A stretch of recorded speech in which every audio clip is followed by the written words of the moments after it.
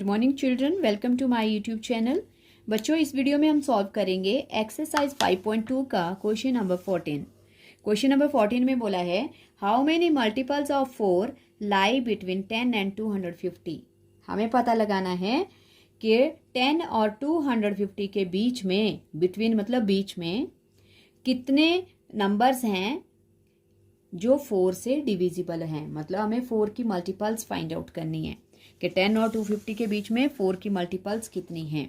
Okay, तो सबसे पहले हमें नंबर्स दिए हैं।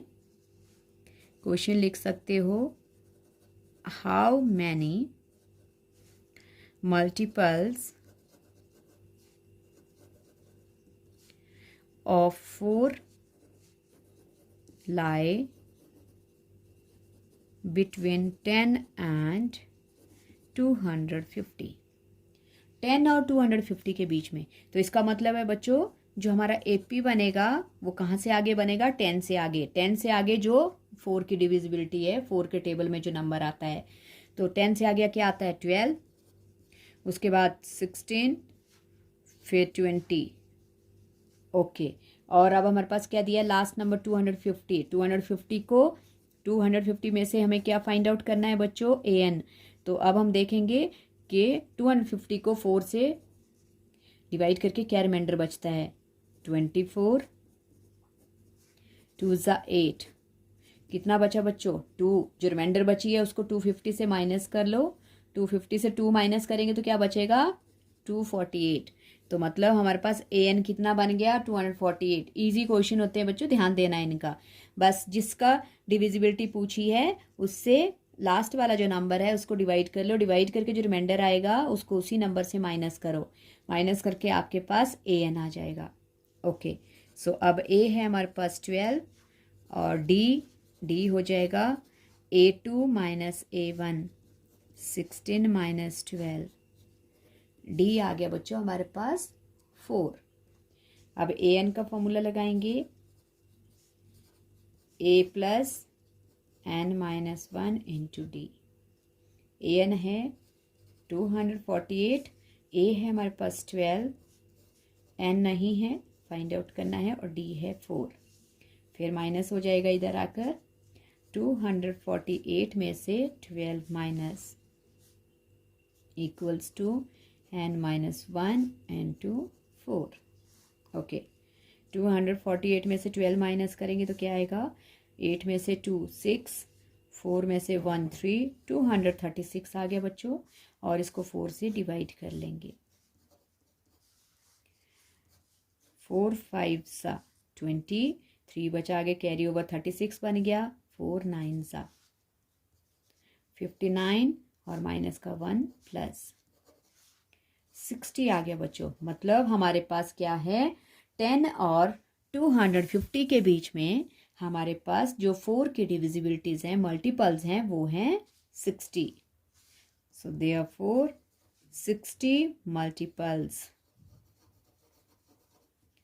Multiples of 4 lie between 10 and 250। ये हो गया बच्चों क्वेश्चन। आगे क्वेश्चन नंबर 15।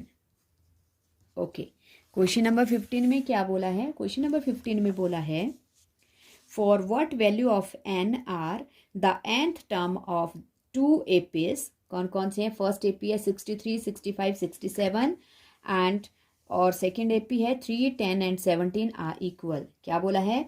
हमें 2 एपी दिए हैं और इन 2 एपी की हमें बतानी है कि कौन सी जो नंबर ऑफ टर्म्स हैं वो इक्वल हैं। तो इसके लिए बच्चों क्या क्या है हमारे पास? 2 एपीज, 2 एपीज हैं 63, 65, 67 एंड 3, 10, 17। ये 2 एपीज हमारे पास दिए हैं।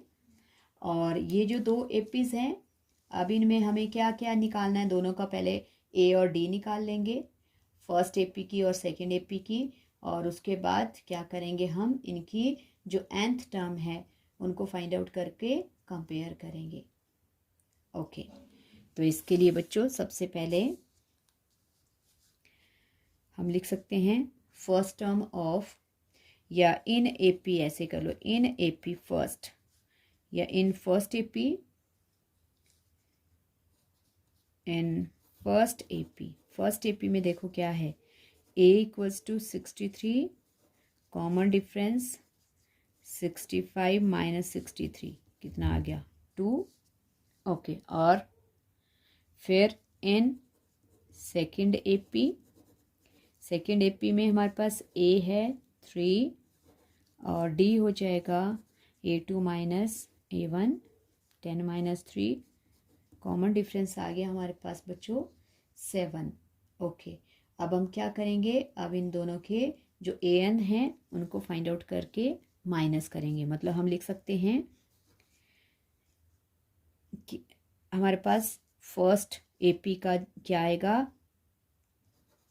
an, इसका an कर लेंगे पहले, a plus n minus 1 into D, इसकी वैल्यू क्या आएगी, a है हमारे पास 63 और n हमारे पास नहीं है बच्चों, वो निकालना है क्योंकि वही हमें कंपेयर करना है। सो 63 प्लस, अब ब्रैकेट ओपन करना पड़ेगा क्योंकि यहाँ कंपेयर करने के लिए कुछ नहीं है, 2n माइनस 2, 63 में से 2 माइनस हो गया 61 प्लस 2n, ये आ गया बच्चों हमारे पास फर्स्ट, ये फर्स्ट an। और वैसे ही दूसरा निकालेंगे, इसका भी a plus n minus 1 into D, इसका a है हमारे पास 3, n कुछ नहीं है, कॉमन डिफरेंस 7 है, ब्रैकेट ओपन करेंगे 3 plus 7n minus 7, minus 7 is greater plus 3 smaller, minus 4 plus 7n, ये आ गया हमारे पास सेकेंड इक्वेशन। अब क्या करेंगे, हम इनको, इन दोनों इक्वेशन को कंपेयर करेंगे। On comparing equation 1 and 2, compare करने पर हम इस तरह से लिख लेंगे 61 plus 2n equals to minus 4 plus 7n, like terms arrange करेंगे, 2n प्लस का 7 माइनस का हो जाएगा लेफ्ट में, और यहाँ माइनस 4 और प्लस का 61 minus 5n equals to minus 65, minus से माइनस कट गया, n इक्वल्स टू 65 अपॉन 5, 5 13 सा, n इक्वल्स टू 13, n 13 आ गया। इसका मतलब इन दोनों एपी की 13 टर्म्स जो हैं वो इक्वल है। Therefore, the 13th terms of the two APs are equal, क्योंकि हमें इक्वल बोला था, कंपेयर करेंगे, जब कंपेयर का मतलब है दोनों को इक्वलाइज कर लेंगे। सो जब दोनों को इक्वलाइज किया मतलब इन दोनों की वैल्यू इक्वल है, सो कंपेयर करने पर हमें n मिल गया। ओके, आई होप आपको ये दोनों क्वेश्चन समझ आ गए बच्चों। अगर समझ आ गए हैं तो प्लीज़ वीडियो को लाइक करना, शेयर करना और चैनल को ज़रूर सब्सक्राइब करना। प्लीज़ बेल आइकन ज़रूर प्रेस करना ताकि जो आगे वाले क्वेश्चंस हैं वो भी आप तक अच्छी तरह से सॉल्यूशंस पहुंच सके। Thank you so much.